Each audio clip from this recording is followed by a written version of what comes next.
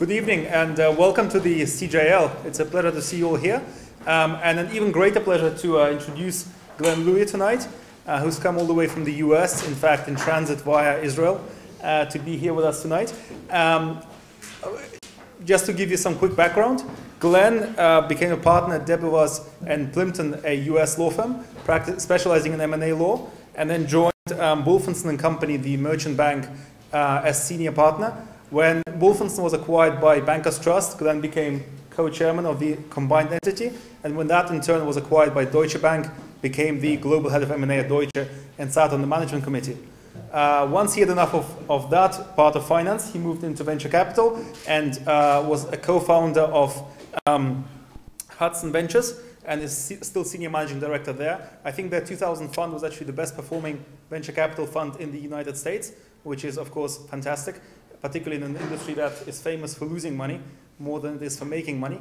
And subsequently, Glen also served as chairman of the Anti-Defamation League in the United States, and I'm sure he'll tell us more about this august body.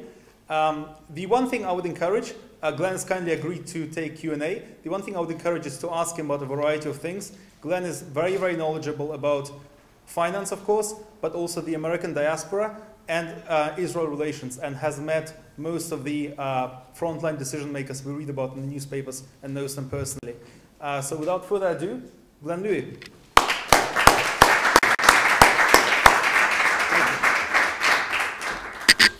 Thank you, everybody. Thank you for having me here tonight. As Vlad mentioned, I'm actually here on my way back from Jerusalem, and I'll talk a little bit about that. I'll actually talk tonight about three things, and I don't want to talk too long. I'd much prefer to talk about whatever it is that interests everybody here. But the three things, I'll talk a little bit about myself and what I've done and how I've gotten involved in the Jewish world. The second thing I'll talk about is the Anti-Defamation League, which is quite a unique organization, and one of the issues I'd love to talk about is kind of why something like the ADL exists in the US and doesn't exist here to anything resembling the same degree. And then the third thing I'd like to talk about is the reason I was in Israel was for a conference sponsored by the think tank called the Jewish People Policy Institute, of which I'm on the board. And I actually was fortunate enough to chair the geopolitical section of that conference. And we came out, our topic there was the Jewish dimension of a permanent agreement.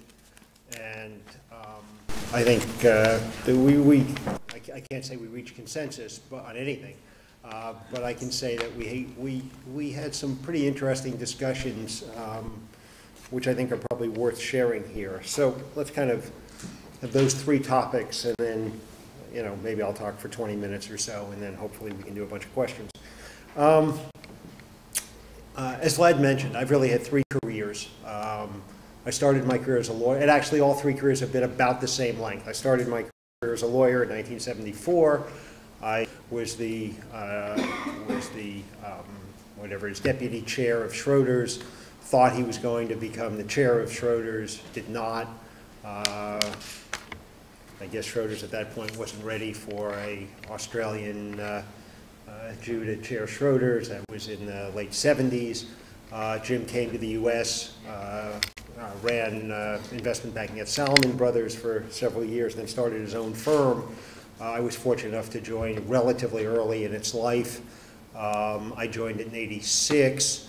A couple of years later, Paul Volcker joined us when he left the Fed, and so we had a small consulting M&A boutique that did extraordinarily well and did a couple of things very interestingly, not just providing investment banking advice, a little bit differently I think than was provided at some other places, but the other thing we did was focus very heavily on the not-for-profit sector. And that's kind of where my not-for-profit work began. I mean, we actually had something that the more I think about it, the more I realize how unique it was.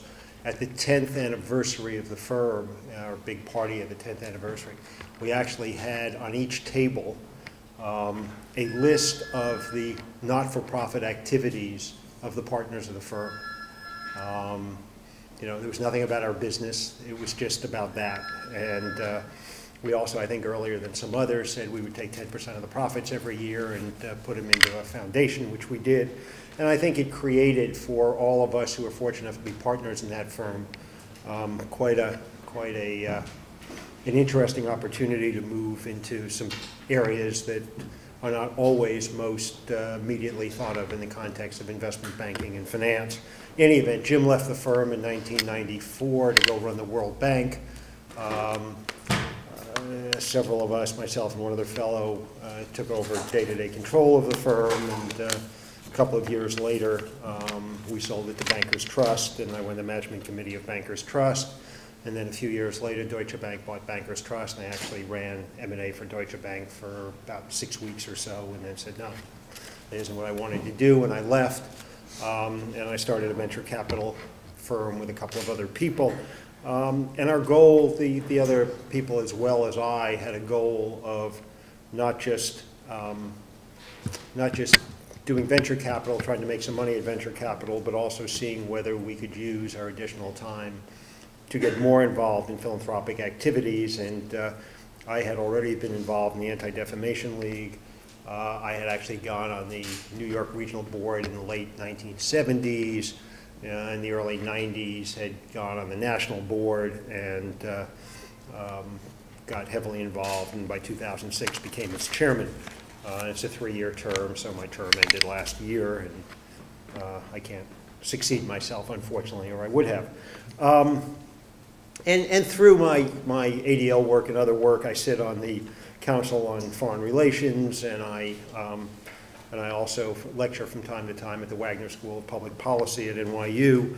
And what I talk about there actually is the differences and similarities between not-for-profits and for-profits, and what the differences are in governance between not-for-profits and for-profits, and what it's like to be a board member in that difference.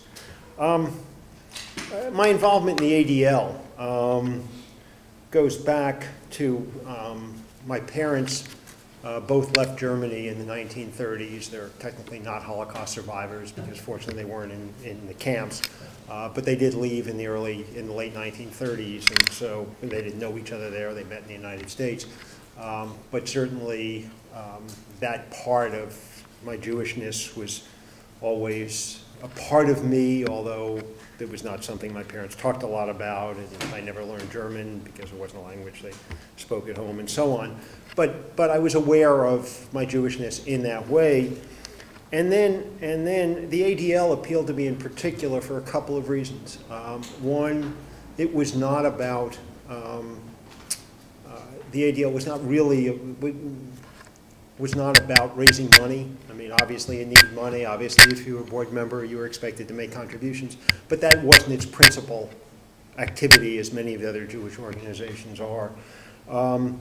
And it wasn't a social, it isn't a social welfare organization. It's a policy organization. I'll describe it in a little more for those of you who don't know much about it.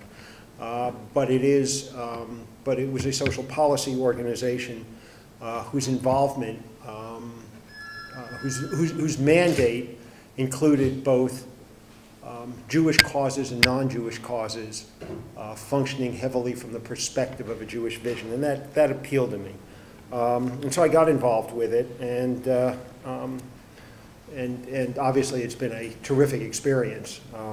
I've not only been heavily involved in its policy, but as its chairman, I got to visit with world leaders in all kinds of places, not only in Europe, Eastern Europe, Russia, the Middle East. A lot of people are surprised to hear there's a Jewish leader. I actually met with King Abdullah of Saudi Arabia. I've met with Mubarak. I've met with Abdullah of Jordan.